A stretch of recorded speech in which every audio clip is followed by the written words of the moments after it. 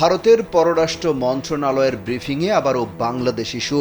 এবার আলোচনা হয় উপদেষ্টা মাহফুজ আলমের এক মন্তব্য নিয়ে। তারা সেই মন্তব্যের তীব্র প্রতিবাদ জানিয়ে বলেছেন, এই ধরনের বক্তব্য জনসম্মুখে দায়িত্বশীলতার প্রয়োজনীয়তা তুলে ধরে।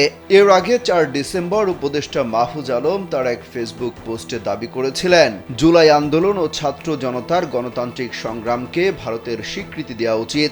এর প্রতিবাদ জানিয়ে দিল্লির পররাষ্ট্র মন্ত্রণালয়ের মুখপাত্র রণধীর জয়সওয়াল বলেন, এ বিষয়ে বাংলাদেশকে তীব্র প্রতিবাদ জানায় ভারত। জনসম্মুখে এমন মন্তব্য করার সময় আরও সতর্ক থাকা উচিত বলেও মনে করে ভারত। ছাত্র জনতার গণ অভ্যুত্থানের মুখে গেল 5 আগস্ট দেশ ছেড়ে ভারতে পালিয়ে যান সাবেক প্রধানমন্ত্রী শেখ হাসিনা।